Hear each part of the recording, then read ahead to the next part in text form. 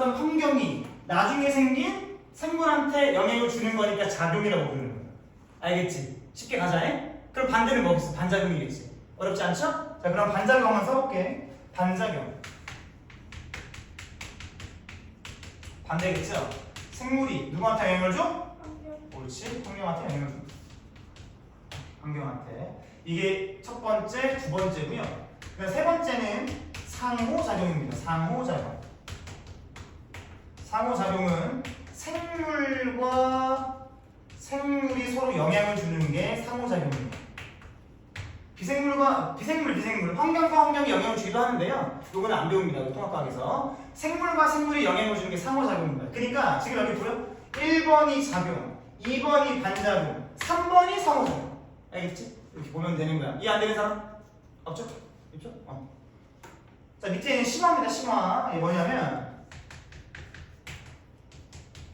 얘들아, 지금 여기 보면 개체군 A 보입니까? 얘네는 같은 종이어야 되죠. 개체군 B도 같은 종이어야 되지. 네모라는 종이 A고 동그라미라는 종이 B잖아. 맞니? 그런데 지금 기역과 니은이 있어요. 기역은 뭐냐면 다른 종끼리 상호작용하는 거야. 생물과 생물이니까 상호작용이 많잖아. 근데 다른 종끼리 상호작용이지. 니은은 뭐야? 니은은 같은 종끼리 상호작용인 거지. 됐죠? 이렇게 파악을 할 수 있습니다. 자, 기역, 니은. 기역은 다른 종끼리 상호작용. 니은은 같은 종끼리 상호작용이 되는 거지. 됐죠? 이런 둘 다 상호작용이다. 자, 그러면 그 밑에 이 작용과 반작용 그리고 상호작용이 예시를 선생님이 정리해놨습니다. 교과서 5종이에요. 니네가 사용하는 교과서 5종. 거기서 나오는 거 다 적어놨으니까 이것만 보면 돼. 선생님이 빨간색으로는 생물적인 거에다가 노란색인 거는 환경적인 거에다가 체크를 해놓을 거야. 너희도 구분해서 써놓으면 되겠죠? 한번 볼게요. 빨간색부터 먼저 보자. 빨간색 얘들아. 지금 보면 환경이 생물에 영향을 미친 사례. 이게 뭐야? 작용이야, 반작용이야? 이게 작용인 거야. 여기 쓰면 돼, 작용. 반대겠지? 얘는 반작용이겠지? 자, 먼저 빛이라는 거. 빛이라는 거. 이게 뭐야? 환경이죠, 환경. 빛을 향해서 식물의 줄기가 굽어 자란다. 뒤에서 볼 겁니다. 식물이 영향을 받죠. 맞니? 식물이 빛에게 영향을 주는 게 아니라 빛 때문에 식물이 어떻게 되잖아. 그러니까 환경이 생물한테 영향을 주는 거야. 이렇게 보는 거야. 알겠지? 그래서 상호작용하는 방향을 주황색으로 이렇게 표시할 겁니다. 그 다음에 건조한 곳. 얘들아, 건조하다는 게 환경이잖아. 그죠? 선인장이 어떻게 된다. 잎이 가시로 변한다. 선인장. 뭐야? 노란색. 선인장. 이거 뭐야? 생물적인 거죠? 영향을 누구한테 주는 거야? 이렇게 주는 거야. 맞아. 이 수업을 하게 되면 애들이 따깍따깍 거리는 소리가 개많이 들려요. 잘하고 있다는 얘기. 그다음 공기 봐봐, 공기. 산소가 부족해요. 뭐가 부족해? 산소. 산소는 공기잖아, 그죠? 그러면 산소는 환경적인 요인이고 사람한테 영향을 주지. 사람은 생물적인 요인입니다. 적혈도수가 많다. 이따가 한 번 더 볼 거니까 꼭 읽어보셔야 되고 토양의 산성도에 따라 토양의 산성도 여기 환경이고 뭐에? 수국. 이건 꽃이죠, 꽃. 꽃의 색깔이 달라진다. 환경이 생물한테 영향을 주는 이런 상호작용입니다. 온도. 북극 여우는 사막 여우보다 귀와 꼬리가 얇다. 얘들아, 온도 지금 여기 나와 있지 않지만 어쨌든 차가운 지역, 추운 지역과 더운 지역에 있는 생물들이 다르게 생겼다는 얘기야, 그치? 근데 요거는 그냥 남겨둘게요. 그래서 여기다가 북극 여우랑 사막 여우한테만 이렇게 영향을 주면 됩니다. 넘어가 보자. 이번엔 뭐니? 뭐야 이거? 생물이? 이거 뭐에 기분 좋게 이거 생물입니다. 생물이 환경에 영향을 미친 사례. 나 이거 왜 못 봤죠? 자, 보세요. 숲이 울창해지면, 숲이 없는 게 이거 환경적인 거죠. 숲이 울창해지면 지표에 도달하는 빛이 약해지겠죠. 빛이 영향을 받는 거지, 그지? 그래서 빛이 약해진다. 지표에 도달하는 빛이 약해진다. 생물이 환경한테 영향을 주고 수생식물에 의해, 식물에 의해잖아. 생물에 의해서 수질, 공기가 물이죠, 물이 영향을 받는다. 이렇게 영향받는 거. 식물의 광합성, 식물 광합성으로 인해 숲은 다른 곳보다 산소 농도가 높다. 산소 뭐야? 환경적인 거죠? 이렇게 영향을 주는 겁니다. 자, 지렁이는 낙엽을 분해해서 지렁이가 뭔가를 해서 땅을 어떻게 만들죠? 그러면 어떻게 되는 거예요? 반작용이지. 이렇게 반작용. 식물의 증산작용을 해. 식물이 어떻게 해갖고, 그지? 식물이 어떻게 해갖고 공기가 차가워져. 아 시원해져, 그지? 시원해져, 차가워지는 거지. 그러니까 얘도 반작용이 되는 거지. 이렇게 하면 따깍따깍 안 걸어도 돼. 다 있다. 이렇게 뭐 어려운 게 하나도 없어요. 어려운 게 하나도 없어. 어려운 게 하나도 없어. 이제부터 선생님이 뒤에 뭐를 볼 거냐면 그래서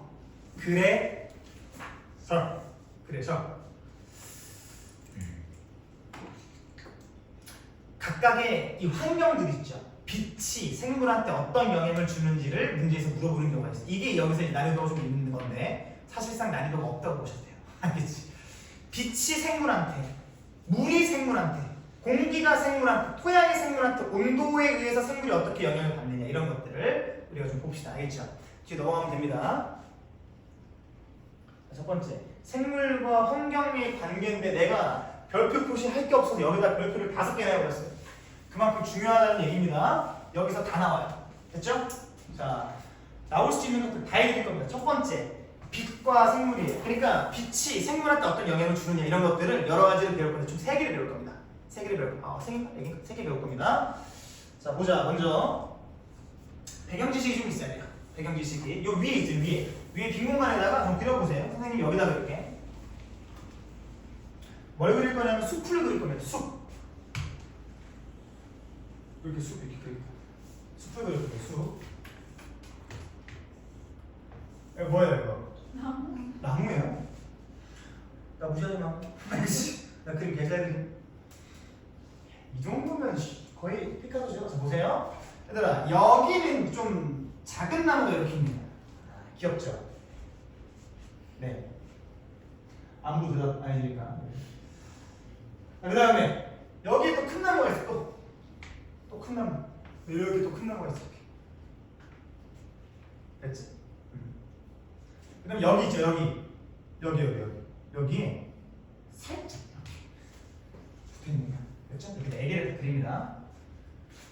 여기서 태양이 빛을 쏴줄 거예요. 그죠? 태양이 빛을 쏴줄 겁니다. 근데 숲이 울창하죠? 높은 나무가 있죠? 높은 나무가 빛을 다 막아버리겠지. 맞니? 그러면 이 나무는 태양빛을 받지만 이 나무는 받아요, 못 받아? 못 받는 거야.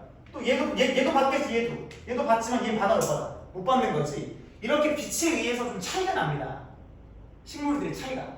빛을 받는 정도의 차이가 나는 거야. 우리가 빛을 우리 니네 빛이 있는 장소를 뭐라 그래? 양지라 그래. 양지 바른 곳이라고 하잖아. 빛이 잘 되는 곳을 말하는 거야. 음지가 뭐야? 음침한 곳. 뭐야? 어두운 곳을 말하는 거야. 맞죠? 그러니까 우리가 빛이 잘 드는 곳에 있는 식물을 양지식물이라고 그래. 뭐라고 부른다고? 양지식물. 아, 빛이 잘 드는구나. 빛이 안 드는 식물을 우리가 이것도 양지식물이야. 네, 양지식물. 얘는 뭐야? 음지식물이겠지? 음지식물. 얘도 음지식물이야. 음지식물. 이 양지식물과 음지식물에 대한 이해가 됐으면 이제 여기를 볼 수가 있어요. 빛의 세기에 따라서 잎이 두께가 달라져요. 오케이? 빛이 세기에 따라서 잎이 두께가 달라지는데 어떻게 달라지냐? 먼저 얘는 양지식물입니다. 양지식물이야. 여기 양지식물.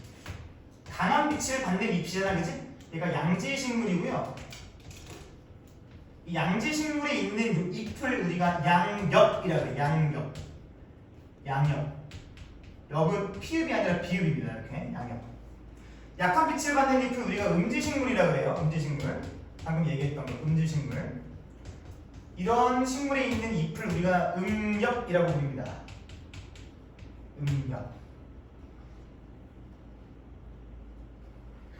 됐죠? 이 위에 있는 녀석들 있죠? 위에 있는 녀석들. 이 위에 있는 녀석들, 양지식물들은요, 빛이 많이 들어오니까 광합성을 되게 잘해요. 그렇겠죠? 광합성을 굉장히 잘합니다. 아, 광합성 좋아. 광합성 되게 굿이에요. 광합성을 아주 많이 할 수 있어요. 밑에 있는 음지식물은 광합성 할 수 있어, 없어? 광합성을 좀 하기 힘들겠죠, 그죠? 빛이 들어오긴 하겠지만 좀 적게 들어오니까 광합성이 잘 안 된다는 거야. 광합성이 잘 안 된다.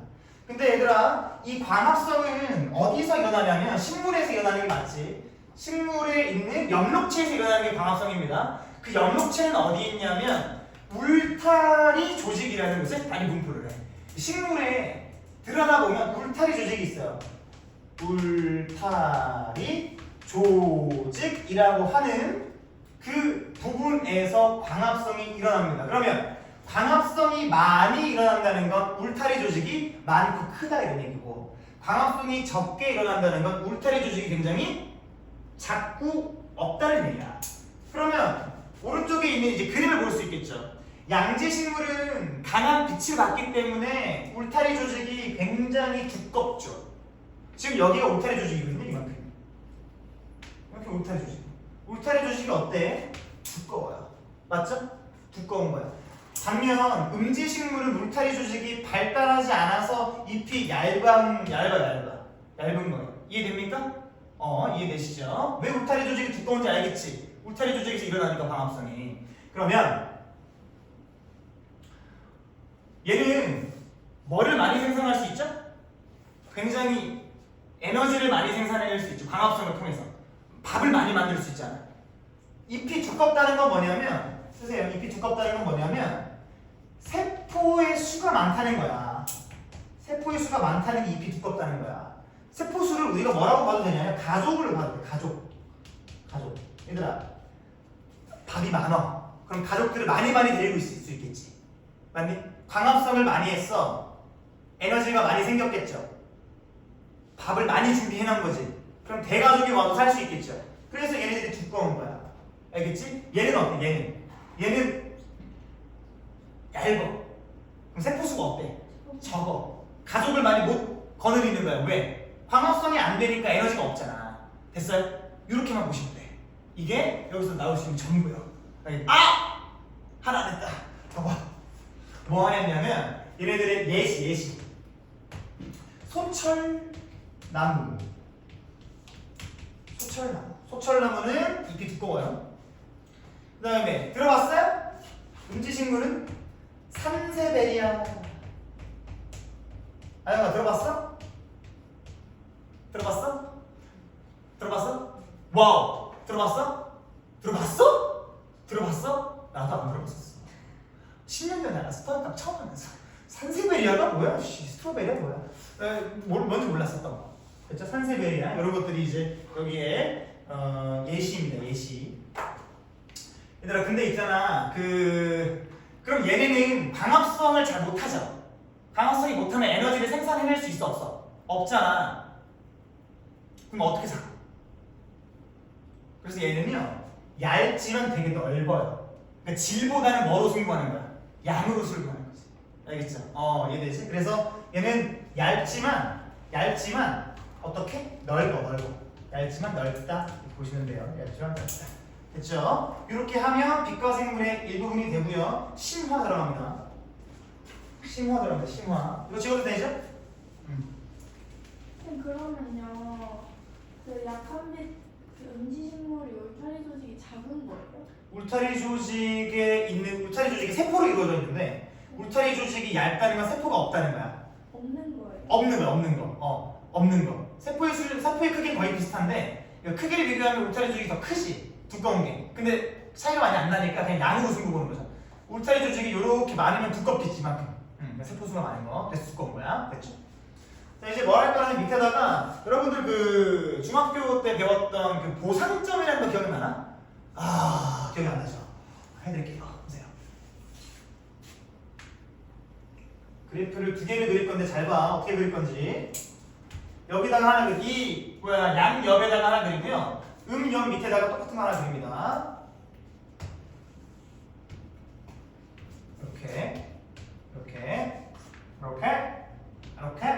이렇게. 자, 보십시오. 요거는 빛의 세기입니다. X축은 빛의 세기. 빛이 세냐 약하냐. 여기는 여기는 빛의 세기야. 똑같아. 빛의 세기입니다. 빛의 세기. 자, 잘 봐. 잘 보세요. 이 위는 광합성량이에요. 광합성량. 여기 밑에는 호흡량입니다. 호흡량. 여기도 광합성량이야. 광합성 여기 호흡량 그지? 얘들아 광합성량은 뭐냐면 에너지 생산량이랑 똑같아. 호흡량은 에너지 방출량이랑 똑같은 거야. 됐지? 에너지 생산량과 에너지 소모량과 똑같아. 호흡량은 알겠지? 됐지 여기까지? 에너지 생성량, 에너지 소모량인 거야. 에너지 생성량, 에너지 소모량인 거야. 좋아. 자 그러면 잘 보세요. 얘들아 빛이 약하면 광합성 많이 일어나 적게 일어나? 적게 일어나. 빛이 약하면 광합성이 안 일어나. 그러니까 빛이 약하면 광합성이 안 일어나고 뭐만 일어날까? 호흡만 일어나. 밤에 그지? 호흡만 일어나는 거야. 호흡만 딱 하고 일어나는 거야. 호흡만. 여기도 그래. 여기도 호흡만 딱 하고 일어나. 알겠지? 호흡만 딱 하고 일어납니다. 그런데 지금 보세요. 요 빛은 요 양엽은 빛의 세기가 어떤 곳에서 살아? 강한 곳에서 살죠. 빛의 세기가 강한 곳에서 삽니다. 얘는 빛의 세기가 약한 곳에서 살죠. 빛의 세기가 강한 곳에서 살수록 광합성, 즉 에너지를 생산하는 양과 호흡, 즉 에너지를 소모하는 양이 더 커요. 무슨 얘기냐?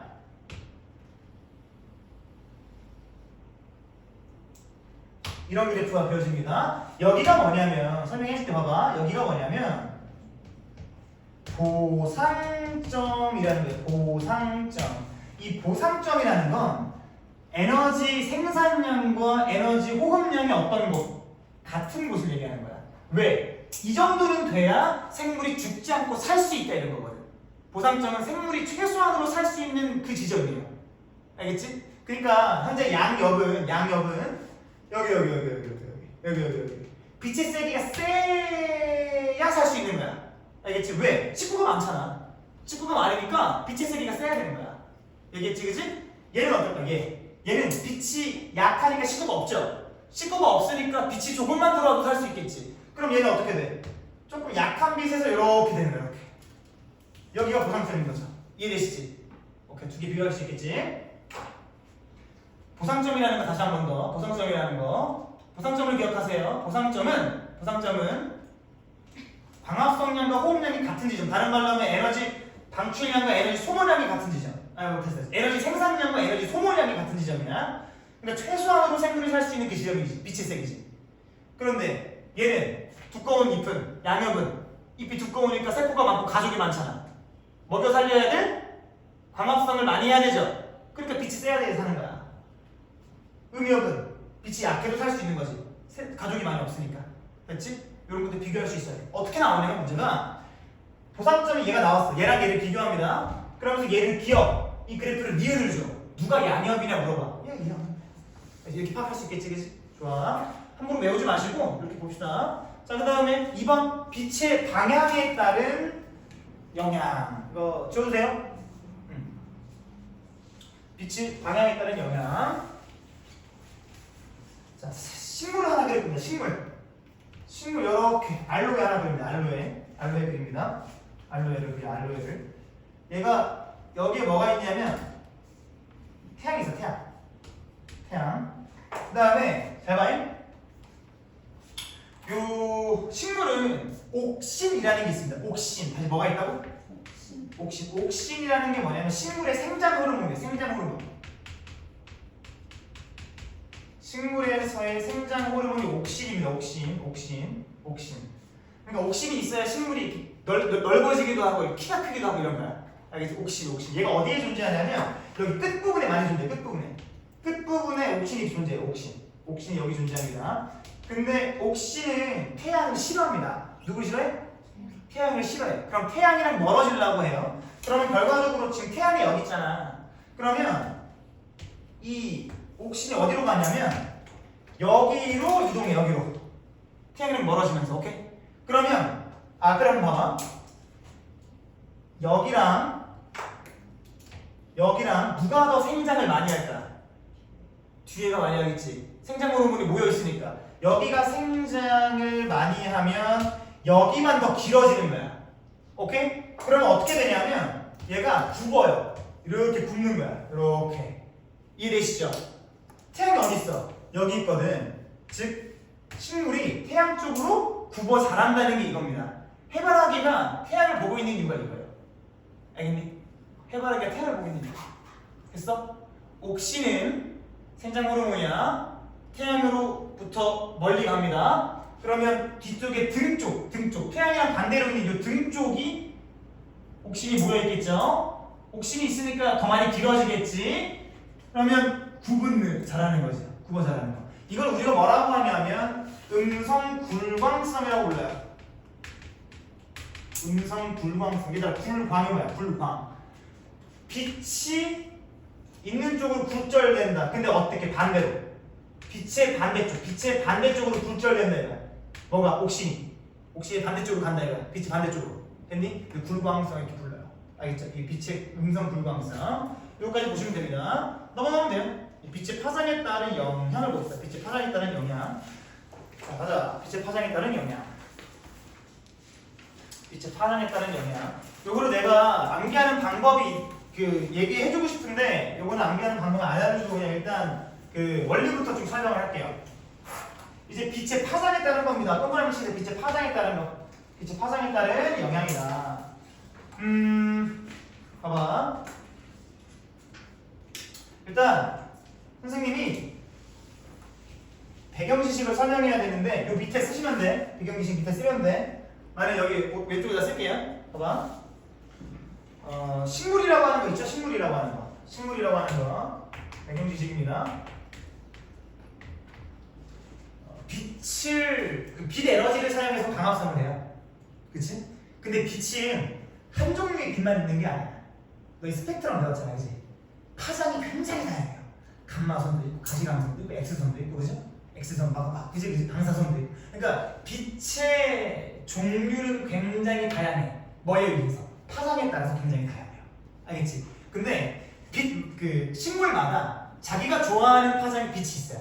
그럼 그거를 가지고 광합성을 하는 거야. 알겠니? 그래서 여기다가 식물은 빛의 파장에 따라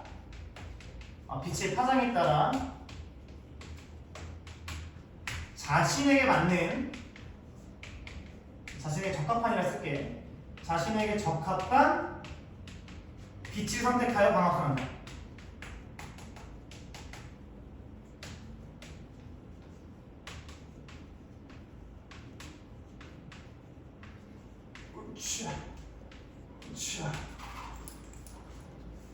보세요.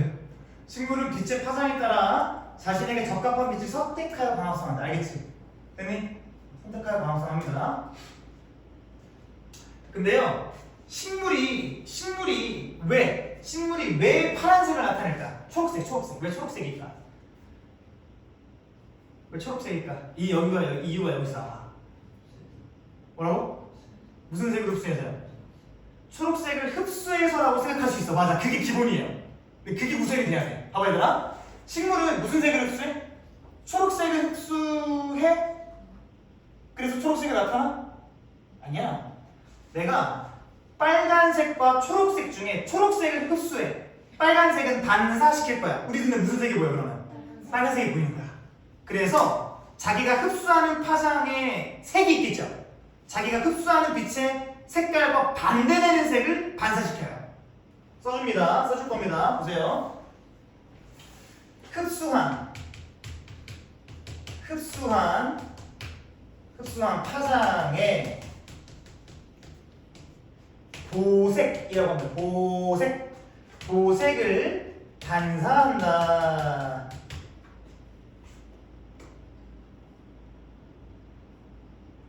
파장마다 색깔이 다르잖아.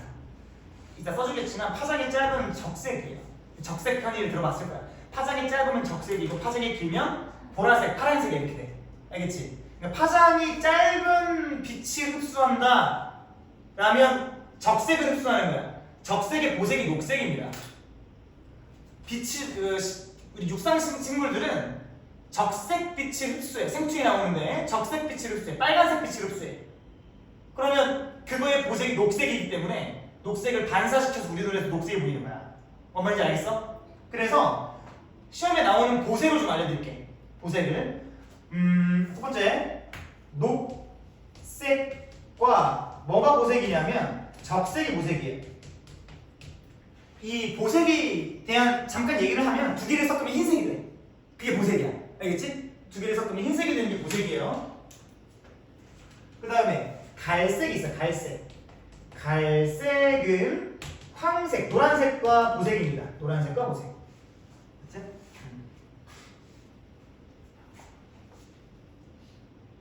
그러니까 적색을 다른 말로 하면 우리가 홍색이라고 할 수 있어. 홍색. 홍색.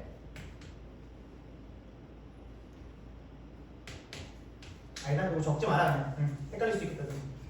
홍색 말고 이제 홍색. 홍색은 청색을 보색으로 가집니다. 요거는 외워주셔야 돼. 녹색과 적색, 갈색과 황색, 홍색과 청색. 알겠지? 여기까지 됐습니까? 다시 한 번 더 얘들아. 식물은 여러 가지 빛의 파장 중에, 다른 말로 하면 여러 가지 색깔의 빛 중에 자기가 마음에 드는 빛을 흡수하는 거야. 흡수한 빛의 색깔과 어떤 색깔? 반대되는 보색을 반사해서 우리 눈에 보이는 겁니다. 녹색은 무슨 색? 적색이 보색. 갈색은 무슨 색이 보색? 황색이 보색. 오케이? 홍색은 누가 보색? 청색이 보색인 거야. 알겠니? 오케이. 자, 그러면 어디였니? 여기다. 내가 스펙트럼을 한번 그려보면 요것만 하면 어려운 게 하나도 없어. 이게 제일 어려워. 알겠지? 이게 제일 어려워. 근데 원리를 설명해 주는 겁니다. 원리를 설명. 이게 제일 어려운 거야. 이쪽으로 갈수록 지금 파장이 커진다고 해볼게요. 이쪽으로 갈수록 파장이 지금 작아지는 겁니다. 얘들아, 파장과 에너지는 반대입니다. 알겠니? 파장과 에너지는 어떻다고? 반대야, 반대. 파장이 작아지면 에너지는 어때? 파장이 커지면 에너지 어떻죠? 에너지는 작은 거예요. 파장이 작으면 에너지는 어떤 거야? 큰 거야. 됐지?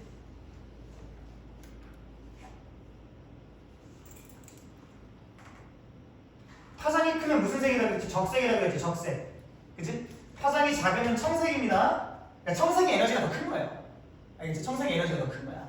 근데 여기가 우리가 홍색이라고 했는데 홍색. 황색이라고 황색. 노란색이 노란색, 황색. 이렇게 황색. 여기까지 보셨죠? 이제 우리는 육상식물 말고 이 개념을 수생식물한테 적용을 할 거야. 빛에다가. 알겠니? 자, 얘들아 여기 봐봐. 이거는 니네가 눈이 좀 아파도 화면을 좀 봐봐. 눈이 좀 아프죠? 알까요? 난 개 아픕니다. 지금 앞에서 지금 눈 존나 때리고 있어요. 너무 아파요. 보세요. 여기가 바다의 깊이입니다. 내려갈수록 어떻게 되는 거야? 바다가 깊어지는 거죠, 그죠? 그러면 얘들아, 에너지가 큰 빛이 깊이 들어갈까? 에너지가 작은 빛이 깊이 들어갈까? 내 반응만 보면 알겠죠? 에너지가 큰 빛이 투과도가 높아요. 투과도가 높다. 빛이 투과하는 그 투과도가 높아. 그래서 여기까지 들어가는 빛이 있고요. 여기까지 들어가는 빛이 있고요. 더 깊숙이 들어가는 빛이 있는 거야.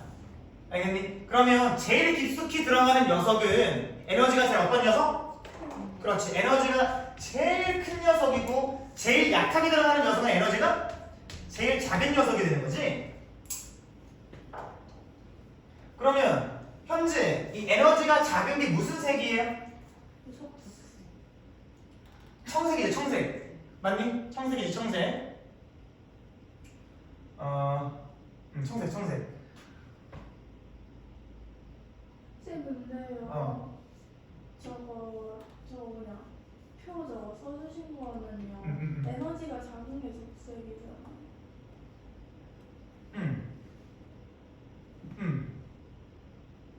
근데 왜 홍주가 되냐고? 네. 왜 빨간색이냐고? 그걸 설명해 줄게.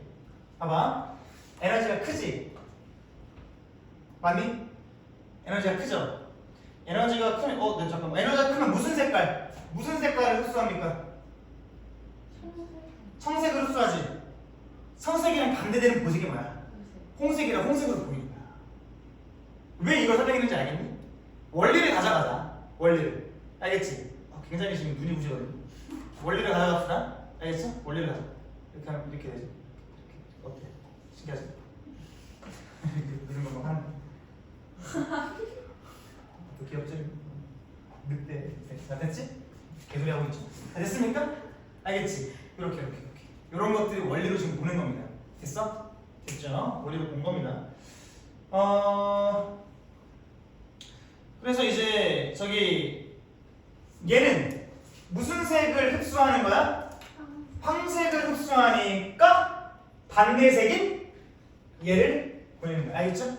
이렇게 됐습니다. 자, 그러면 여러분들 이제 이 내용을 봤으니까 우리는 뭐를 할 거냐면 얘네들의 예시를 좀 봐야 돼요. 눈이 아파가지고 봐봐 얘들아. 요 옆에다가요 예시를 좀 쓸 거예요. 물어봅니다. 자, 쓰세요. 여기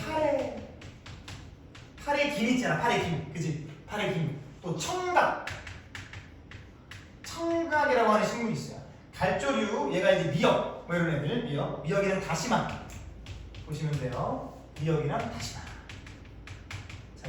됐어. 여기가 김.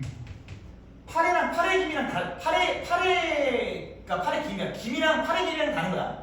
알겠지? 팔의 김이랑 다른 거야. 김, 우뭇가살이라고 있어요. 우뭇가살. 이게 한국 지리죠. 이게 뭐 과학입니까? 됐죠? 이 정도 보실 수 있겠죠? 네. 자, 빛만 하고 잠깐 쉽니다. 빛만 하고 잠깐 쉴게요. 빛까지 보시죠. 자, 봐봐. 이제 1조 시간 있지. 1조 시간 밑에 있는 거. 1조 시간 보자. 1조 시간 보세요. 1조 시간. 1조 시간을 보여드릴게요. 1조 시간. 1조 시간이 뭡니까? 낮의 길이인 말이에요. 낮의 길이입니다. 낮의 길이. 1조 시간. 낮의 길이.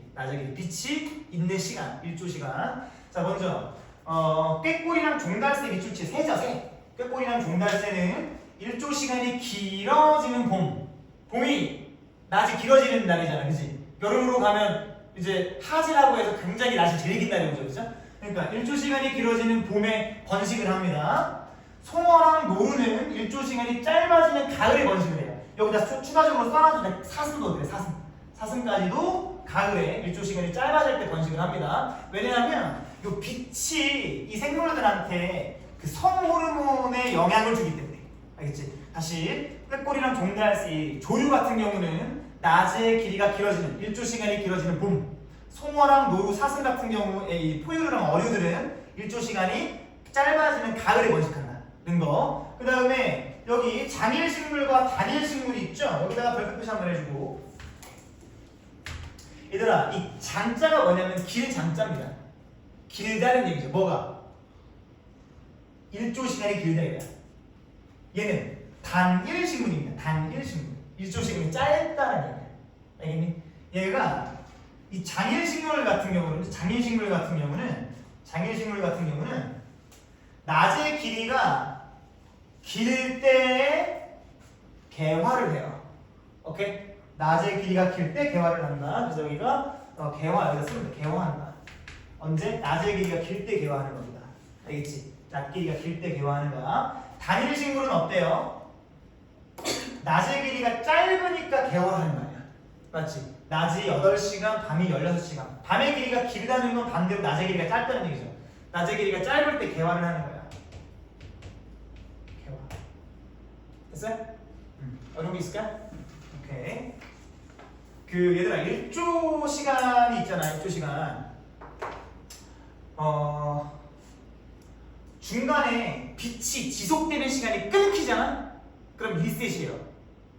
그러니까 이 장일식물 같은 경우는 낮의 길이가 16시간 동안 지속되어야만 개화를 하는 거야. 근데 봐봐. 낮의 시간이 12시간이 됐어. 근데 갑자기 빛이 확 어두워져. 중간에 어떻게 된다? 리셋되고 다시 1시간부터 시작하는 거야. 알겠니? 그러니까 버퍼링이 1부터 100까지 가다가 80까지 가. 컴퓨터가 꺼진 거야. 어떻게? 다시 1부터 80까지 시작돼야 되는 거지. 무슨 말인지 알겠죠? 그래서 여기다 써놓습니다. 뭐에? 1조 시간의 지속성이 관건이다.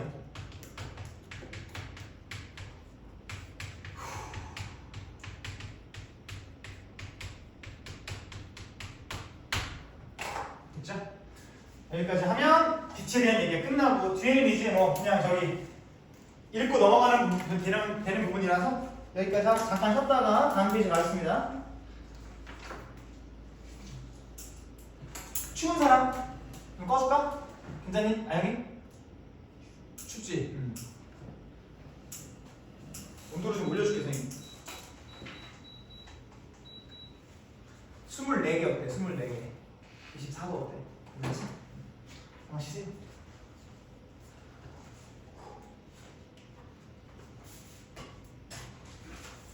담배 칭찬이 자주 하더라 학원에서.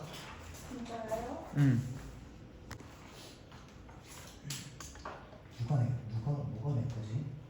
아 이거 내 거구나. 아 충전이 됐더니.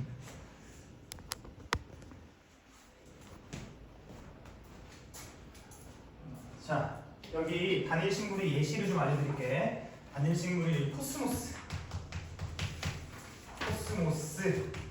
그리고 국화꽃, 그 다음에 나팔꽃 이렇게.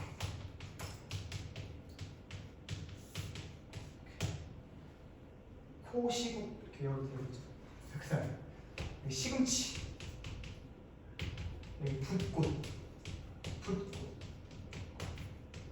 시붓 이렇게 외워도 되겠죠. 넘어갑시다. 그 다음 그 아까 녹조류, 홍조류, 갈조류 있잖아. 그 홍조류는 수면부터 그 밑에까지 다 자라지, 그지? 그림 보니까 그지? 다 자랍니다. 근데 어디에 제일 많이 분포하는 거야? 수심이 제일 깊은 곳에 많이 분포하는 게 홍조류인가, 알겠지? 다 자라긴 하지만, 그렇지? 그 다음에 이제 뭐 볼 게 없어요. 자, 가봅시다. 자, 온도와 생물. 온도는 물질 대사 과정에 영향을 미치기 때문에 온도가 생물에 영향을 줍니다. 왜냐하면 물질 대사를 할 때 두 글자 뭐가 필요해?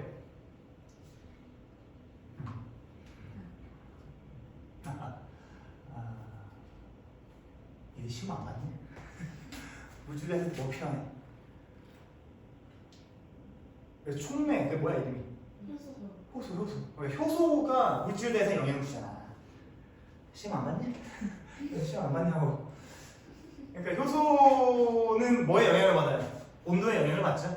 그러니까 효소가 물질 대사에 영향을 주니까 온도에 영향을 받는 거예요. 알겠지? 그래서 온도는 물질 대사 과정에 영향을 미친다. 그래서 이렇게 차이가 납니다. 뭔가 이제 온도에 따라서. 자, 봅시다. 일단 뭐가 나와 있니? 철새부터 해가지고 북극여우, 사막여우 뭐 이런 거 나와 있죠? 나올 수 있는 거 다 적어줄게요. 철새는 그 적합한 온도의 지역을 찾아서 날아가죠. 그 온도에 따라서 이동한다. 여기 온도가 생물에 영향을 미치는 겁니다. 됐습니다. 적합한 온도의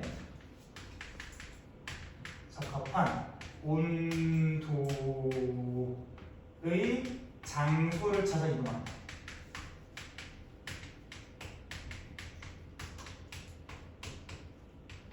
그다음 겨울잠 자는 거. 그 온도가 낮은 겨울에 자는 거죠. 물질 대사가 안 일어나니까 힘을 아끼려고 자는 거예요. 자는 거. 카멜레온은 아직도 연구 중인데 온도가 높은 날에는 밝은 색으로 변해서 에너지를 방출해버려요. 두 번째, 온도가 낮은 날에는 어두운 색으로 변해요. 굉장히 신기하죠? 어두운 색으로 변해서 에너지를 흡수합니다. 너희 여름에 검은 색깔 입고 다니면 어때? 아영아, 더워 죽을 뻔했지 오늘. 아니야? 계속 많이 있어서 상관없나? 그러니까 밝은색 옷을 입어야 빛이 진짜 반사합니다. 어두운 색은 빛이 흡수해가지고 더워져요. 카멜레온도 똑같은 거지. 더우면 밝은색 옷 입고 추우면 어두운 색 옷 입는 거야. 알겠지? 두 번째, 추운 집안에 사는 정원동물. 얘는 정원동물이라는 건 뭐냐면 얘들아, 온도가 계속 일정한 동물이야. 우리는 온도가 몇 도를 일정해? 36.5도, 그지? 이런 게 정원동물이에요. 그래서 정원동물은 추운 집안에 산다면 털이 많아요. 털이 굉장히 많고 지방층이 굉장히 두껍습니다. 지방층이 굉장히 두꺼워요. 그 다음에 몸집이 커요. 몸집이 커서 에너지를 많이 생산해냅니다. 알겠죠? 털이 많아. 그 지방층이 두꺼워. 그리고 몸집이 커요. 알겠지? 보시면 돼. 자, 북극여우랑 사막여우인데 지금 북극여우랑 사막여우인데요. 여기 온도여고가 있고요. 북극여고, 온도여고, 사막여고가 있는데 이 귀가 작다 보이세요? 귀가 작다? 이 귀는 우리가 뭐라고 하냐면 말단부 이렇게 얘기해요. 뭐라고 한다고? 오케이, 말단부. 손가락 끝이나 뭐 이런 말단부를 우리 귀를 이렇게 말단부라고 얘기하는데 이 말단부에 뭐가 많냐면 모세혈관이 많이 분포를 하고 있어요.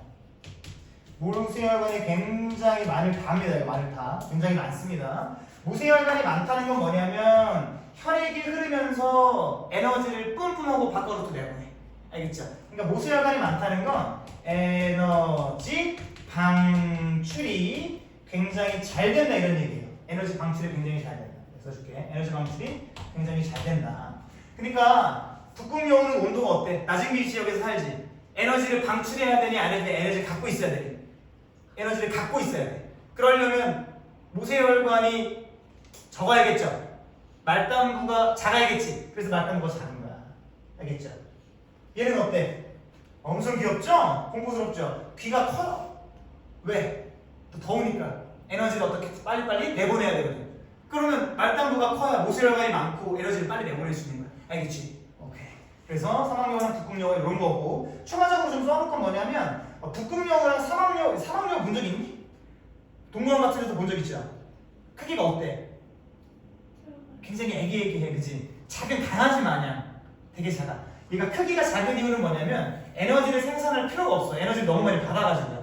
그래서 몸집이 되게 작아요. 얘는 몸집이 작다. 몸집이 작다. 아영이 고양이 키우니? 아니야? 고양이 봤는데? 고양이 인스타 봤는데? 네가 올리고 보란 얘기 아니야.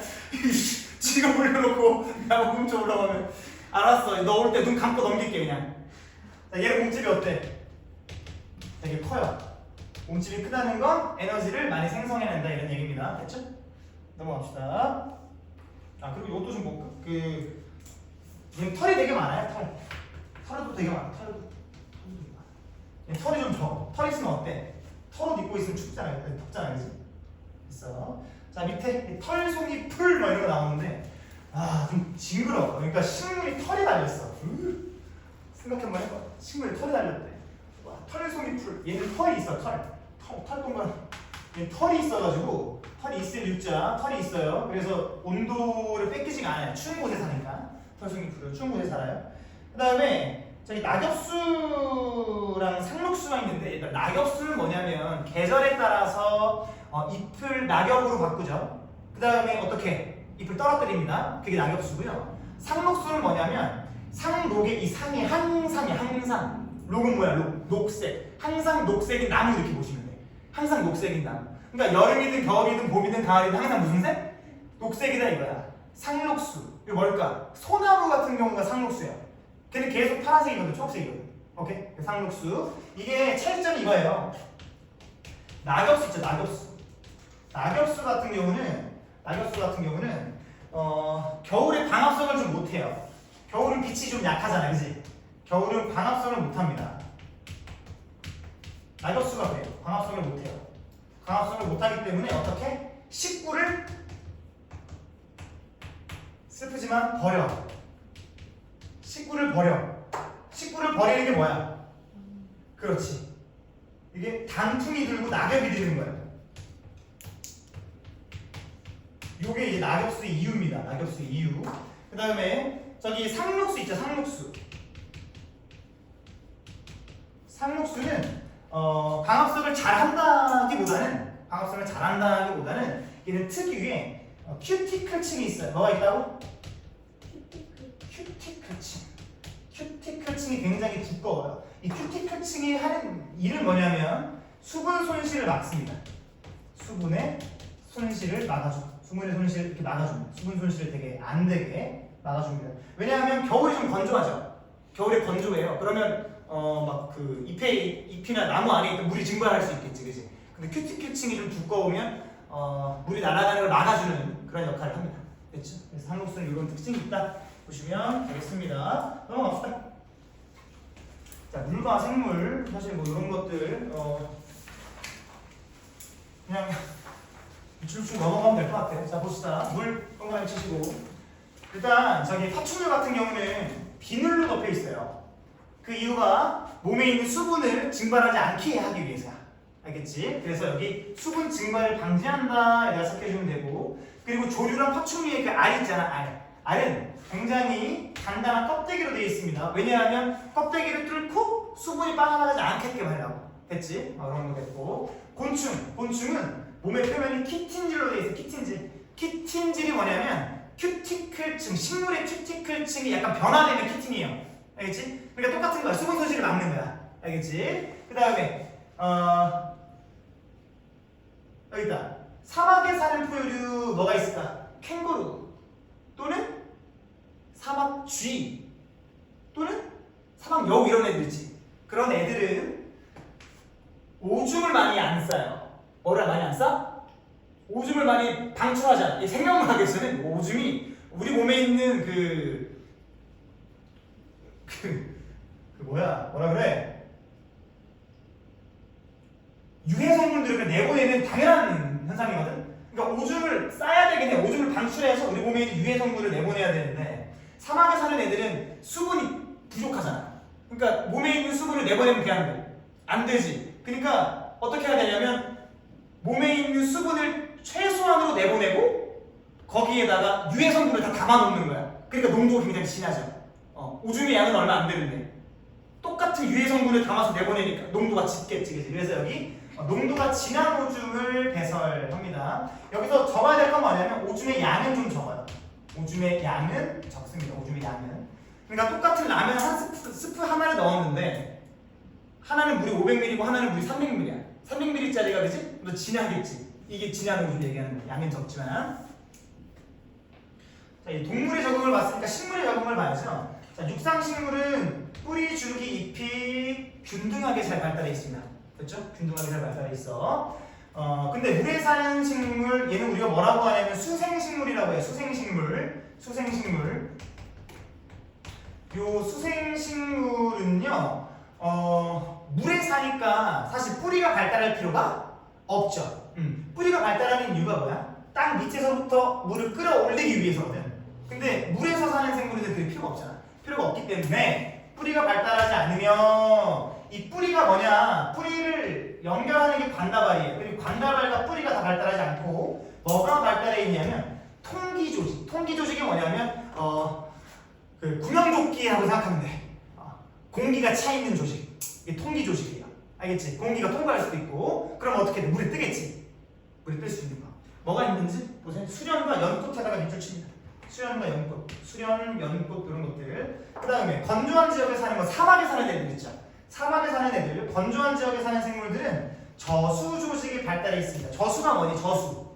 물을 저장하는. 저수지 이렇게 얘기하죠. 저수지 이런 것들. 저수 조직. 왜? 물이 없어. 비가 안 내리잖아. 강수량이 적으니까 한 번 비가 내리면 그걸 다 저장해놔야 되는 거야. 그러니까 저수 조직이 발달해 있고, 얘들아, 식물의 잎은 뭐를 하는 거냐면 자신에게 있는 물을 증발시키는 역할을 하는 게 식물의 잎이야. 증산작용이지, 증산작용. 근데 사막에 사는 선인장 같은 경우는 증산작용하면 되는데 큰일 나죠. 뒤지는 거 자살행위인 거야. 그러니까 잎을 뭐로 바꿔? 얇은 가시로 바꾸면 사실 가시가 잎이었던 거죠. 됐죠? 그래서 여기 체크합니다. 가시가 돼서 수분 증발을 막습니다. 똑똑하죠? 그래서 체크합니다. 알로에, 선인장. 알로에도 사막식물입니다. 그죠? 사막식물. 그래서 그 선인장이나 알로에 같은 경우는 물이 많이 안 줘도 잘 살아요. 왜냐면 물 한 번 주면 잘 저장해 놓거든. 똑똑하죠? 넘어가서. 여기 밑에 이제 내가 식물들을 한 번 더 니네가 볼 수 있게 넣어놨어요. 동물보다는 식물이 좀 잘 나거든요. 그래서 여기 식물 한번 봅시다. 자, 육상에 사는 육상식물은 뿌리, 줄기, 잎이 잘 발달되어 있는 거 보시고, 수생식물들은 관다발과 뿌리가 잘 발달하지 않고 통기조직이 발달해서 밑줄 치세요. 물 위에 떠서 살 수 있다 밑줄 치시고, 건조한 지역 관생식물은 저수조직이 발달해 있고 잎이 가시로 변해 밑줄, 수분 증발을 막는다 밑줄 치시면 돼요. 됐죠? 그 다음에 마지막 토양과 생물, 공기와 생물 보면 끝나. 이거 공부를 그죠? 갑자기 난이도 확 낮아지죠? 그러니까 이거를 나중에 해야 되는 게 맞아요. 자, 토양과 생물. 토양은 지렁이와 두더지가 먼저 나옵니다. 얘네들은 땅을 어떻게 땅을 파고들죠. 그러면서 땅에 그 공기들이 잘 돌아다닐 수 있도록 도와줘요. 그래서 통기성을 높입니다. 토양의 통기성. 공기가 통하는 그 성질, 토양의 그 통기성을 높입니다. 통기성을 높여. 자, 그 다음에 미생물들은 뭐를 하는 거냐면 얘가 분해자예요. 분해자는 아까 뭐 한다 그랬냐면 식물들의 사체라든지 아니면 뭐 배설물이라든지 이런 것들을 말 그대로 분해하니까 분해자잖아. 이것들을 분해하면서 주변의 땅에다가 뭐를 제공하냐? 양분을 제공합니다. 그러니까 시골 가면 소똥 같은 거 있지? 그거 어떻게 땅에다 뿌리면 잘 자란다는 거야. 거름이 되잖아, 그치? 왜? 배설물을 땅에 있는 미생물이 분해하면서 거기다 심은 식물에게 양분을 제공하거든. 됐죠? 자, 호기성 생류가 현기성 생물. 호기성 궁금하다가 아닙니다. 알겠죠? 호불호할 때 호가 뭐야? 호감이 있는 거야. 혐오야, 혐오하는 거죠. 왜? 토양에 있는 그 위치에 따라서 호기성이 되고 현기성이 되는데 우리 필기할 건데 보세요. 여기가 지표면입니다. 지표면. 얘들아 한번 니네가 생각을 해봐. 지금 지표면이랑 요 안쪽에를 비교할 거야. 딱 깊이 있는 거. 지표면에 산소가 많을까? 안쪽에 산소가 많을까? 당연히 대기랑 접해 있는 지표면에 산소가 많겠죠. 그러면 산소가 여기 O2라고 하는 산소가 굉장히 많은 거야. 막 그려. 한 5, 6 그려봐. 산소가 되게 많아. 산소가. 안에는 산소가 있어 없어? 없어. 하나만 딱 그리면 됐죠. 산소를 좋아하는 세균이 호기성 세균이에요. 이 기가 뭐냐면 기체입니다. 그 중에서도 산소가 많아요. 그러니까 산소에 호감 있는 세균. 그러니까 산소를 좋아하는 세균은 어디에 존재하고? 지표면에 존재하고, 그죠? 여기 호기성 세균이 많은 거야. 호기성 세균이 여기 있어. 산소를 싫어해. 혐오해. 현기성. 현기성이 어디 있는 밑에 있는 거야. 현기성 세균이 여기 존재하고. 됐지? 그 정도 보시면 됩니다. 자, 됐고. 공기와 생물 보자. 얘들아, 고산지대 사람들. 고산지대가 어디냐면 지표면으로부터 어떤 굉장히 높은 지역이 고산지대지. 우리가 높은 지역에 가면 산소가 있어 없어? 없지. 그러면 어쨌든 살아야 되잖아. 봐봐. 우리 혈액 속에서 산소를 전달해주는 게 누구야? 헤모글로빈이라고 하는 녀석이야. 오케이? 그래서 남모양 적혈구 빈혈증 배웠지? 이게 뭐야? 헤모글로빈이 이상해서 산소가 전달이 안 되니까 빈혈이 생기는 거야, 그지? 그러니까 우리 그 헤모글로빈이라는 성분이 산소를 잡고 던져주는 거야, 필요한 곳에다가. 근데 그 헤모글로빈은 어디에 있냐면 적혈구에 있어요. 그러니까 산소가 적은 고산지대에 사는 사람들은 남들보다 적혈구 수가 많아야 헤모글로빈도 많고 조금밖에 없는 산소를 잡아서 잘 던져줄 수 있는 거죠. 됐지? 그러니까 고산지대에 사는 사람들은 뭐가 많아? 남들보다 적혈구 수가 많아요. 이해되시죠? 적혈구 수가 많다. 자, 나무들은 그냥 저기 위에 사는 나무들 있죠. 고산지대에 사는 나무들. 키가 좀 작아요. 키가 좀 작다 뜻인 겁니다. 나무는 잘 안 나오는데요. 혹시나 해서 넣어둔 거예요. 혹시나 해서. 자, 그러면 우리가 문제를 좀 풀어볼 건데, 저기 만자를 볼 건데 지금 없잖아, 그지? 선생님이 책을 줄게. 선생님이 대신 책을 줄 테니까 선생님 책을 좀 봐. 이건 안 돼.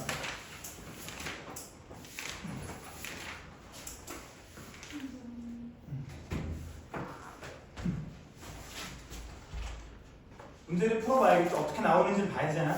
한번 봅시다. 완자는 페이지가 어디냐면 어디를 볼 거냐면 303페이지를 보세요. 303페이지. 303페이지입니다. 303페이지. 자, 1번부터 한번 볼 건데 실력 원문제를 바로 풀어도 상관이 없다는 얘기죠. 그만큼 쉽다는 얘기예요.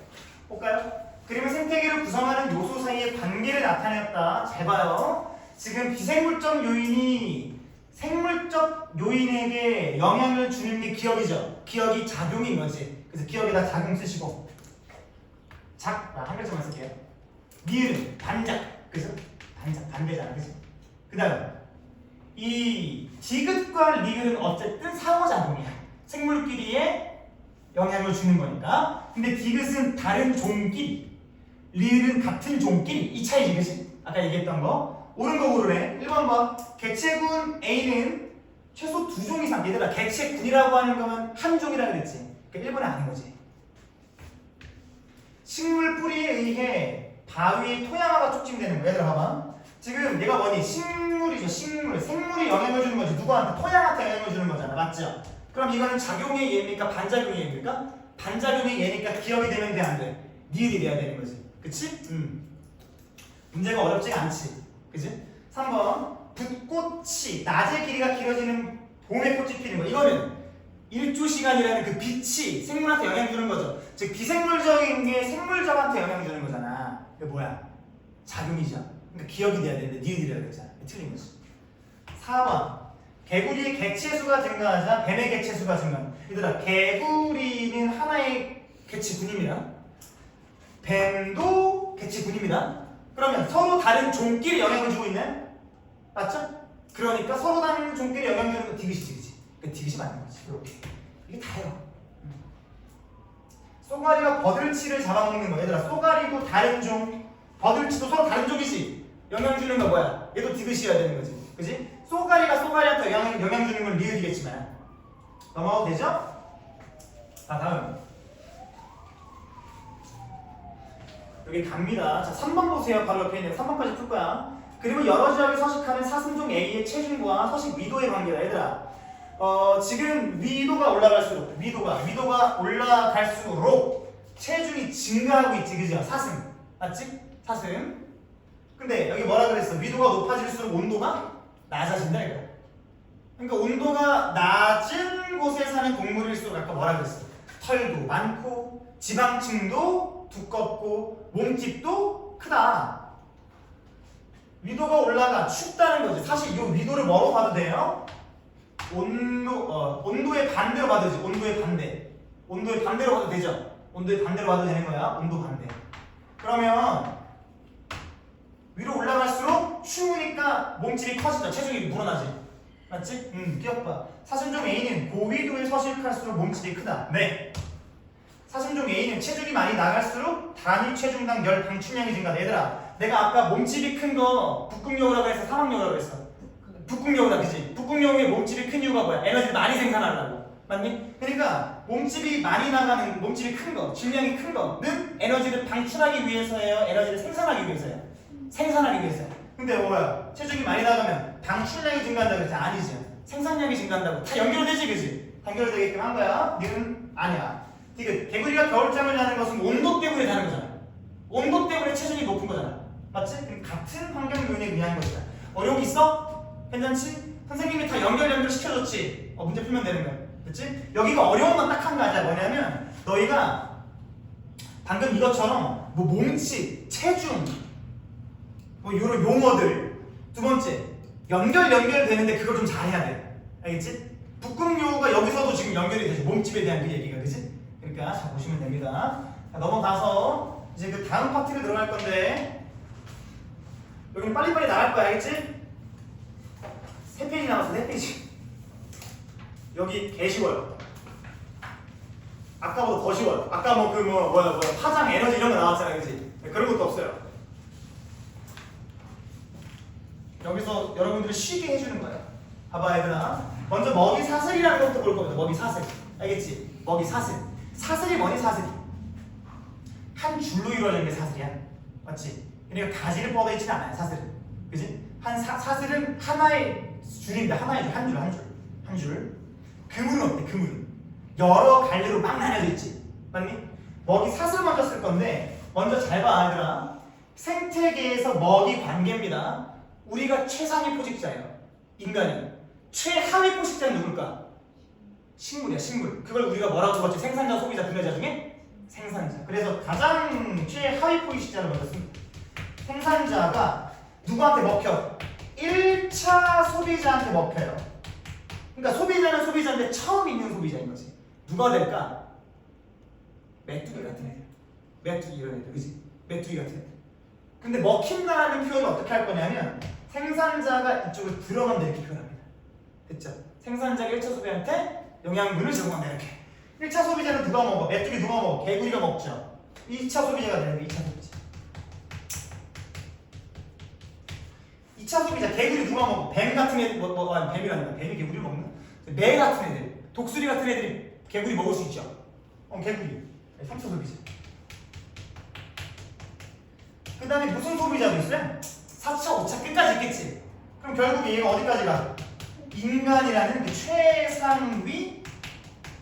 최상위 소비자한테 가는 거야. 됐죠?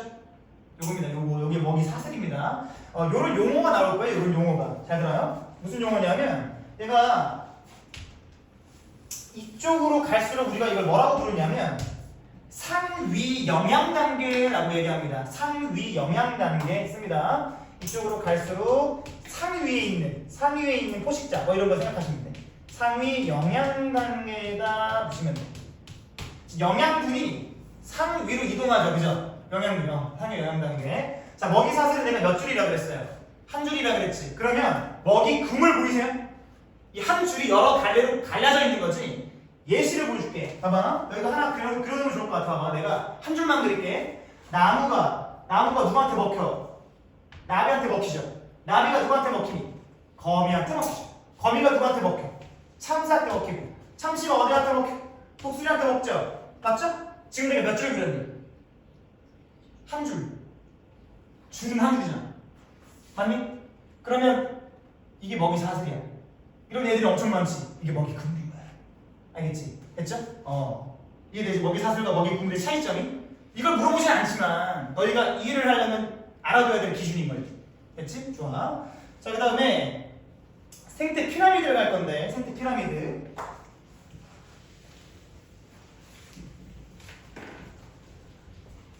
재밌죠? 하나씩 과학 이런 것도 있어. 생태 피라미드 보자. 생태 피라미드. 자, 생태 피라미드는요, 보세요.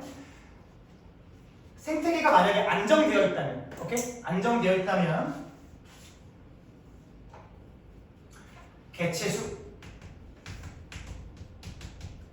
생물량. 여기서 말하는 생물량은 뭐냐면 생물들의 무게입니다. 생물의 무게. 생물의 무게야, 무게. 생물의 무게.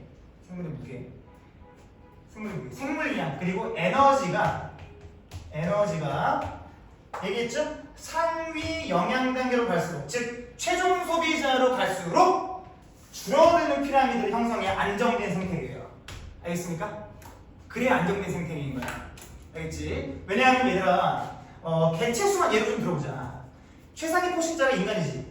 인간이 만약에 제일 개체수가 많다면 밑에 있는 애들 다 죽어. 안정돼 있어요? 안 돼 있겠지. 그러니까 최상위 소비자보다 누가? 제일 하위 소비자인 생산자가 제일 많아야 돼. 그래야 안정된 생태계가 유지된다는 거야. 이거를 우리가 뭐라고 하냐면 피라미드 구조라고 얘기를 해요. 알겠지? 근데 세 개야, 세 개. 개체수, 생물량, 에너지. 피라미드는 항상 정삼각형, 정피라미드 모양을 나타냅니다. 그래야 안정된 거야. 됐죠? 그런데 뭐가 있냐면 역 피라미드를 나타내는 값들이 있어요. 두 가지가 있습니다. 뒤에서 하나 할 겁니다. 에너지 효율 적으세요. 에너지 효율. 그리고 뭐가 있냐면 농축량. 에너지 효율은 뒤에 가서 할 거고 농축량부터 설명해 줄게. 농축량은요, 독성 물질을 양이에요. 독성 물질 양. 이렇게 생각하면 쉬워. 봐봐, 이거지 이거. 보세요. 내가 여기다가 풀 적어놓을 거고, 여기다가 메뚜기, 여기다가 개구리, 뱀 이렇게 적어볼게. 자, 얘가 생산자 맞죠? 1차 소비자, 2차 소비자, 3차 소비자 되겠지, 그지? 이렇게 될 거야. 얘들아, 풀은 처음에 어떤 방합성을 통해 영양분을 생산해내지. 그러면 독성이 제일 적을 거란 말이야. 깔끔한 것을 내보냅니다, 그지? 얘가 독성이 1만큼 있다고 해볼게. 그런데 메뚜기는 이 풀을 어떻게 해? 먹지. 얼마나 먹어? 많이 먹잖아. 그럼 독성이 점점 어떻게 돼? 쌓이겠지. 독성이 이렇게 2개 쌓였어. 개구리는 그런 메뚜기를 또 먹죠. 독성이 또 어떻게 돼? 배로 또 쌓이는 거야. 그죠? 그럼 뭐 여기 사라고 하는 거죠. 뱀은 여기 독성 다 포함된 개구리를 처먹죠. 그럼 뱀은 독성이 어떻게 돼? 커지는 거지. 어때? 위로 갈수록 값이 커지니? 그러면 피라미드가 어떻게 생기니? 이렇게 생긴 거지. 무슨 피라미드야? 역피라미드지. 이게 농축량을 얘기하는 거야. 인간은 어때? 상추에다가 메뚜기 올리고 개구리 올리고 뱀 두 마리 얻어가지고 호록 먹잖아. 우리 농축량이 제일 큰 거야, 인간이. 맞죠? 이런 것들 생각하시면 됩니다. 됐나요? 어려운 거 있어요? 전혀 없죠? 넘어가. 다 있어. 넘어가야지. 넘어가. 이제 여기가 조금 뭐 어려울 수도 있는데 사실 전혀 그렇지 않은 부분. 얘들아, 동그라미를 쳐야 됩니다. 물질 동그라미 치고 에너지를 세고 치세요. 물질과 에너지의 흐름입니다. 물질과 에너지의 흐름. 결론부터 얘기를 좀 해드릴게요. 결론부터 얘기를 하면 에너지는 순환되지 않아요. 에너지는 순환되지 않습니다. 근데 물질은 순환됩니다. 물질은 순환이 됩니다. 여기서 말하는 물질은 뭐를 얘기하는 거냐면, 여기서 말하는 물질은 탄소라든지 물이라든지 질소라든지, 요거 기말고사 때 배운, 기말고사 때란다. 저기 중간고사 때 한 거지? 아름 맞아? 탄소 순환, 물의 순환, 질소 순환. 이런 물질들은 한 바퀴를 돌고 다시 돌아와요. 뭐가 된다? 순환된다. 다시 뭔 환된다? 순환된다. 하지만 에너지는 빠지면 끝이야. 알겠니? 그런데 자 봐잉. 빛 에너지를 받나요? 밑줄 치시고.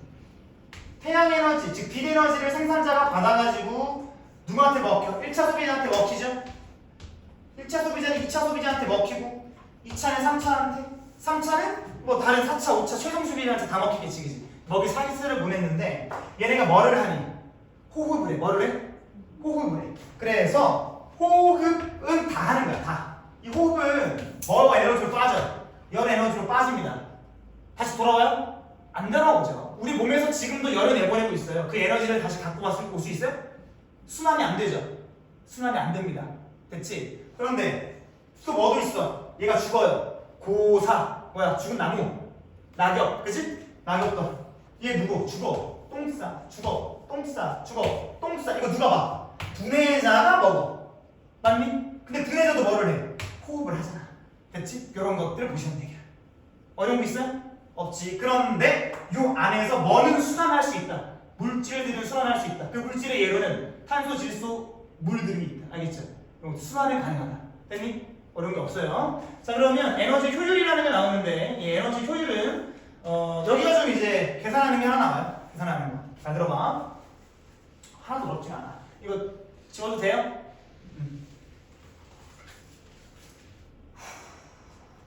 에너지 효율만 해봅시다. 에너지 효율. 자, 에너지 효율은 맨 위에다 공식을 좀 적으세요. 오른쪽이든 상관없습니다. 에너지 효율. 전분의 현 곱하기 100입니다. 그럼 얘가 퍼센트의 단위로 나와요. 됐죠? 퍼센트의 단위로 나오면 됐나요? 퍼센트의 단위로 나와. 전분의 현 곱하기 100. 이게 뭔지 알려줄게. 봐봐. 전은 뭐냐면 전 영양 단계의 에너지. 현은 현 영양 단계의 에너지인 거야. 예시를 보시면 바로 온나요? 자, 식물의 에너지 효율을 구하래. 그러면 전분의 현 곱하기 100을 해야 되잖아. 이 값은 어떻게 구할 거냐면, 지금 식물이 여기 있나요? 식물은 현재 에너지를 1000만큼 갖고 있다 이거야. 왜냐하면 태양으로부터 10만 이라는 에너지를 받았거든. 10만 중에 99,000이 빠져나가는 거야, 혼자 그냥. 그럼 얘는 얼마만큼 받는 거야, 그냥? 실제로 1000만큼 이용하는 거지. 현재 얼마만큼 있는 거야, 그럼? 1000만큼 있는 거야. 1000만큼. 그런데 그 전에 몇 만큼 있었어? 10만 있었지. 그게 분자에 들어가는 거야. 분모에 들어가는 거야. 이걸 곱하기 어떻게 해라? 100을 해라. 계산하면 몇 퍼센트니 이거? 1%니? 그죠? 1%, 1%의 에너지 효율을 가진다는 거지. 굉장히 똥이죠. 에너지 효율이 1%면 버려야지. 그러니까 광합성만 하고 있는 거야. 그거라고 해야 될 거야. 그 다음 1차 소비자 볼까? 얘들아 1차 소비자에 지금 에너지가 나왔어 안 나왔어? 계산을 해야 된다는 거야. 그럼 봐봐. 현재 몇 중에 녹색 식물 몇 중에 에너지 몇 중에 1000 중에 80과 100이 빠져나가죠. 그러면 몇 빠져나가는 거야? 빠져나가는 총량이 900이지. 남는 양 몇이에요? 그게 1차한테 가는 거야. 몇 남아? 100 남지. 그러니까 1차 소비자는 에너지를 100만큼 받는 거야. 그러면 에너지 효율 계산해 볼게요. 전분의 현 곱하기 100이죠? 현재가 100만큼 있습니다. 그죠? 전 단계에 얼마만큼 있었어? 1000만큼 있었지. 1000만큼 있는 거야. 곱하기 100 하면 되지. 몇 퍼센트예요? 10%죠. 어때? 상위 영양 단계로 올수록 점점 어떻게 되고 있어요? 어떻게 되고 있어? 에너지 효율이 좋아지고 있지, 그지? 2차 소비자 볼게, 2차 소비자? 이것도 계산을 좀 해줘야죠. 계산 한번 해볼게요. 지금 1차 소비자한테 100만큼 있었는데 70이랑 10만큼 빠졌지. 총 몇 빠졌어요? 80 빠졌지. 그러면 남은 건 몇이야? 20이지. 20이 어디로 가? 2차한테 가는 거야. 그러니까 2차가 20만큼 에너지를 갖고 있는 거야. 됐지? 오케이. 자, 그러면 에너지 효율을 그려보자. 전분의 현 곱하기 100이지. 전 단계에 몇 만큼 있었어요? 100만큼 있었잖아. 그럼 100분의 20 곱하기 몇 합인데? 100 한 몇 퍼센트예요?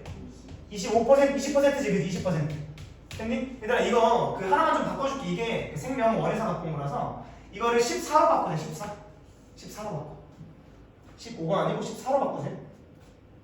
자, 그럼 봐봐, 얘들아. 2차 소비자한테 20만큼 있었는데 1차 소비자한테 넘어가는 그 과정에 14랑 1만큼 빠졌어. 총 몇 빠졌어? 15 빠졌지. 그럼 남아있는 얘가 5가 되는 거지. 4가 아니라, 그지? 이것도 바꾸면 돼. 그럼 현재 전분의 현 곱하기 100 하면 전에 몇 만큼 있었어? 20. 현재는 5 곱하기 몇? 100. 몇 퍼센트? 25%. 맞니? 됐죠?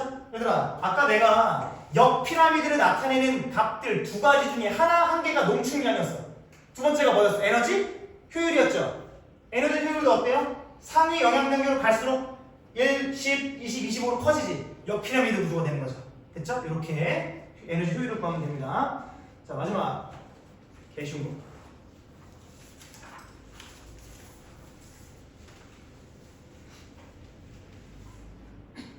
생태계를 구성하는 생물의 종류와 수, 물질의 양, 에너지 흐름 등이 안정된 상태 또는 평형된 상태를 유지하는 게 생태계 평형입니다. 알겠지? 생물의 양, 물질의 양, 에너지의 양 등의 흐름이 어떤 거? 안정하고 평형된 상태. 그래서 여기다가 안정된 상태를 유지한다고 쓰시면 돼요. 안정된 상태. 안정된 상태를 유지하는 것이. 이러한 평형은 먹이 사슬에 의해서 유지가 됩니다. 쓰시면 돼요. 먹이 사슬. 먹이 사슬에 의해 유지가 되면 먹이 그물이 복잡할수록 생태계 평형이 잘 유지가 됩니다. 먹이 그물이 복잡할수록 생태계 평형이 유지가 됩니다. 그래 볼래? 생산자가 이렇게 있고 안 적어도 돼. 생산자가 있고 얘가 1차한테 잡아먹혀. 얘가 2차한테 잡아먹혀. 얘가 3차한테 잡아먹힙니다. 근데 만약에 중간에 1차가 멸종했어. 그거 유지됩니까? 2차는 먹을 게 없지. 얘를 못 먹어요. 2차는. 얘를 먹고 살았으니까. 알겠지? 지금 먹이 사슬이랑 먹이 그물이 복잡합니까? 단순합니까? 단순해서 생태계 평형이 잘 안 일어나는 거야. 그런데 만약에 얘가 먹을 수 있는 녀석이 얘가 이렇게 또 하나 나타나. 여기 A 이렇게 나타났다고 했죠. 그럼 얘가 이것도 이렇게 먹거든. 그럼 사실 1번이라는 녀석이 없어져도 2번은 A를 먹으면 되지. 안 깨지게 평형이. 그러니까 복잡할수록 먹이 사슬과 먹이 그물이 복잡할수록 생태계 평형이 잘 일어나는 거야. 됐지? 이거 다른 말로 하면 종 다양성이 높아야 된다라고 얘기합니다. 즉 종이 한 종, 두 종이 아니라 정말 많은 종, 여러 종이 있어야 생태계 평형의 유지가 잘 된다 이거예요. 종 다양성이 높아야 한다라고 얘기합니다. 종 다양성이 높아야 한다. 자, 생태계 평형이 회복되는 과정입니다. 별표표 쳐주시고 이거는 무조건 한 문제에 나올 거야. 이거 안 나오면 내가 머리에 똥 흘리고 사치만큼 뛰어나니까. 이 생산자랑 1차 소비자랑 2차 소비자가 있죠. 이게 일시적으로 잠깐 평형이 깨졌다고 해보자. 오케이? 왜 깨졌을까? 인위적으로 누군가 인간 때문에 깨질 수도 있죠. 뭐 막 식물을 막 잡아 죽이거나 그지 그런 거. 두 번째, 화산 폭발이나 지각 변동으로 막 생물이 죽었을 수가 있어, 그렇지? 그러니까 일시적으로 좀 파괴가 됩니다. 일시적으로 파괴가 돼. 그럼 첫 번째, 누가 갑자기 증가했어요? 1차가 증가했죠. 1차가 증가해서 생각을 한번 해봐. 1차가 증가하면 2차 소비자는 먹이가 많아졌죠. 그러면 개꿀 이러면서 어떻게 돼? 양이 늘어나겠지. 먹이를 많이 먹으니까 삶의 질이 올라가잖아, 그치? 반대로 1차 소비자가 늘어나니까 생산자가 어떻게 돼? 줄어들겠지. 왜? 생산자는 누구한테 먹히니까. 1차한테 먹히니까. 됐니? 그러면서 이제는 얘가 어떻게 돼? 1차 소비자가 감소하게 되는 거야. 왜? 얘한테 먹히고 생산자가 주니까 먹을 것도 없고, 그러면서 얘가 또 감소해. 그럼 얘가 감소하면 어떻게 되니? 얘가 감소하면 얘도 어떻게 돼? 얘 감소하지. 먹을 게 없으니까. 대신에 밑에 있는 생산자 살만 나죠? 증가하겠지. 다시 평균 상태 회복하는 거야. 이해되니? 이 과정들이 밑에 잘 나와 있습니다. 자, 이거 한번 읽어볼게. 1차 소비자의 개체수가 일시적으로 증가하면 생산자 개체수는 감소하고, 맞죠? 2차 소비자는 아싸 하고 먹을 게 많아지니까, 밥이 많아지니까 증가합니다. 이로 인해서 1차 소비자는 감소하겠죠? 그러면 생산자는 또 증가하게 되고 2차 소비자의 개체수는 또 감소하면서 평형이 회복되는 겁니다. 됐죠? 이렇게 회복되는 거. 이해되십니까? 오케이, 여기까지 보시면 우리가 다 본 거야. 다 본 거야, 다 본 거. 됐죠? 다 본 겁니다. 밑에 문제가 하나 나오는데 이렇게 나온다는 거예요. Q 보시면 그림은 어떤 안정된 생태계의 개체수 피라미드를 나타낸 것이다. 자, 1차 생산자 1차, 2차 있어요. 이 생태계에서 누가 갑작으로 증가했어요? 1차 소비자가 갑자기 증가한다면 어떻게 될까? 이런 얘기죠. 맞나요? 그러면 1차 소비자가 증가했을 때 그 순서를 쓰라 이거잖아. 생각을 한번 해봐. 1차 소비자가 증가했어. 뭐야? 얘 아니야? 기억이 먼저겠죠. 기억 먼저. 그 다음에 1차 소비자가 증가하게 되면 생산자는 줄어들게 되겠지. 대신 2차 소비자는 어떻게 돼? 늘어나게 되겠죠. 디귿이네요. 됐나? 그러면 이제 1차 소비자는 먹을 게 없으니까 줄어들고 위에 포식자가 많아지니까 잡아먹히겠죠. 그럼 1차 소비자도 줄어들게 되면서 감소하는 기억 디귿 미흡이 됩니다. 됐나요? 이 정도가 우리가 나올 수 있는 것들이 다 본 겁니다. 어려운 거 있어요? 괜찮지? 자, 완자 봐봐. 완자에 선생님 거 책 봐봐. 완자에 저기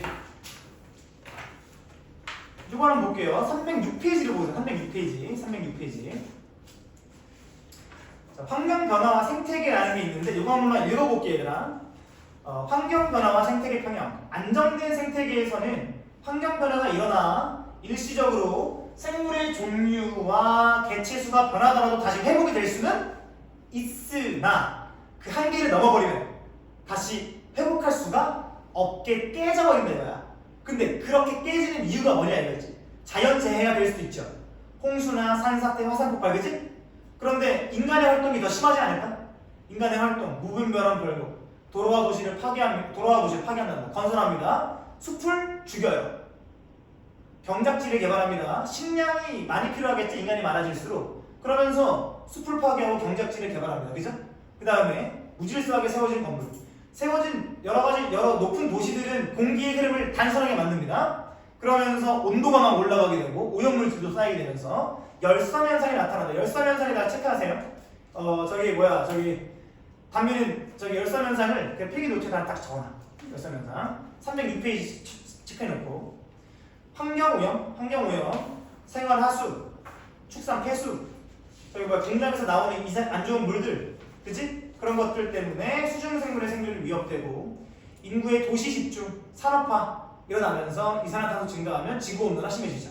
맞나요? 이런 것들이 생태계 평형이 깨지는 요인입니다. 그럼 우리가 어떻게 해야 되냐 이겁니다. 자, 잘 나오는 거 밑줄 칠 거야. 일단 생물의 서식지를 보호하고 해산물 서식지를 보호하고 이거 봐. 생태 하천 보건사회가 내가 밑줄 쳐. 생태 하천 보건사업. 청계천.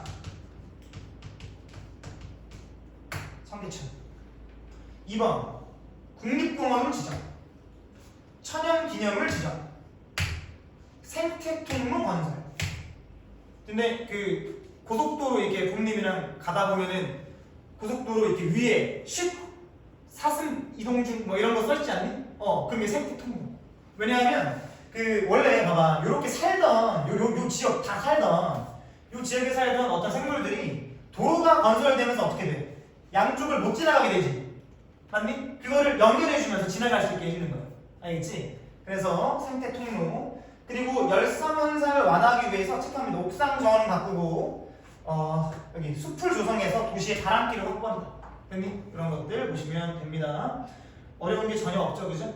어려운 게 전혀 없지? 어려운 게 없습니다. 뒤에 문제 두 문제 풀고 마무리합시다. 네, 어디를 볼 거냐면 어디를 볼 거냐면 1번 봅시다. 여기 311페이지 1번 한번 봅시다. 311페이지 1번입니다. 1번. 자, 보세요. 1번이랑 3번 보고 맞출 겁니다. 그림판은 어떤 안정된 생태계 동그라미 치시고 먹이 그물을 나타내었다. 그쵸? 사슬이 여러 개가 얽혀있고 설키고 있습니다. 먹이 그물 맞고요. 나는 이 생태계에서 영양 단계별 에너지량인데 밑줄. 얘들아, 에너지 양, 개체 수, 생물 양은 이런 정피라미드 형태를 나타내는 게 안정된 거지, 그치? 됐어요. 그 상태에서 기억, 니은, 디귿, 리을은 각각 1차, 2차, 3차 생산자. 얘는 뭐야? 너무 쉽잖아. 맨 밑에가 뭐겠어? 생산자겠죠? 에너지니까 피라미드가 돼야 돼, 그치? 생산자 1, 2, 3이 되겠다, 그치?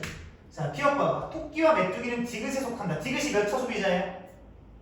1차. 1차. 그러면 풀 먹으면 되잖아. 토끼 풀 먹네, 그치? 메뚜기도 풀 먹네. 1차네, 그죠? 이렇게 보시면 되는 거야. 한 번 이동하면 1차지. 그러니까 기억 맞고 니은. 들쥐의 개체의 수가 증가하면 뭐가 증가한다고? 들쥐가 어딨어? 들쥐의 개체의 수가 증가하면 매의 개체의 수는 증가하겠죠. 맞니? 왜냐면 먹을 게 많아지니까. 그런데 이 들쥐를 내가 먹는 것뿐만이 아니라 누구도 먹어. 올빼미도 증가를 해야 되는 거야. 맞죠? 그리고 올빼미는 감소한다 그랬으니까 틀린 거지. 니은은 아닌 거야. 디귿. 이 생태계에서의 생물량을, 그러니까 생물량 나왔다.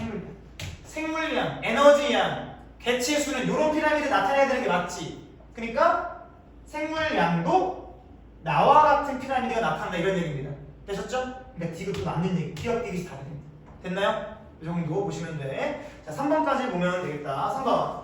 그림은 어떤 안정된 생태계에서의 에너지 흐름이다. ABC는 생물적 요인이며 에너지량을 상대값으로 나타낸 것이다. 보세요.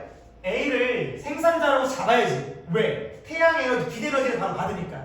A는 생산자 쓰시면 돼. 그러니까 이제 생산자, B는 1차, C는 2차 이렇게 되겠다. 어이구. 그러면 계산할 수가 있겠죠. 먼저 각각이 가진 에너지를 먼저 써볼게요. 먼저 써봐봐. 10만만큼 에너지를 받아요.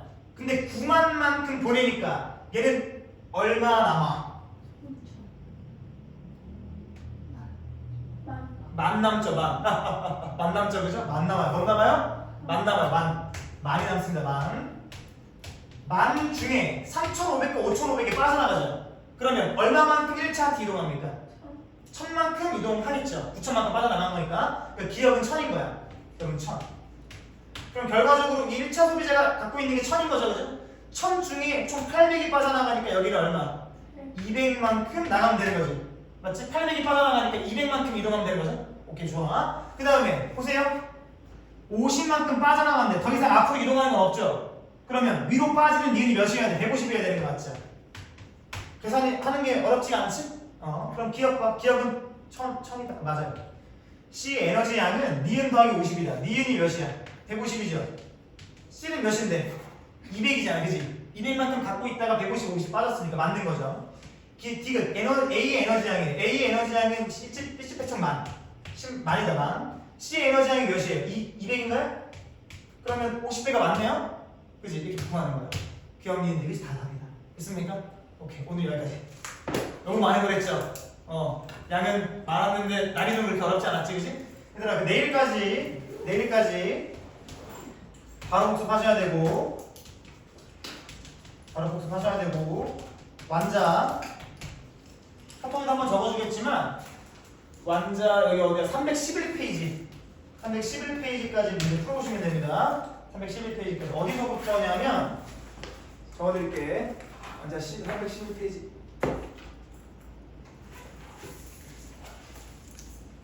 저기 300부터 알겠죠? 300부터 311페이지까지 풀어보시고 그 문제풀이반 있죠? 문제풀이반은 오늘 풀었던 문제 4분풀 하시면 돼. 풀이 적어오시면 돼. 알겠지? 적어오시면 돼. 고생했습니다. 4분풀 노트 줄게.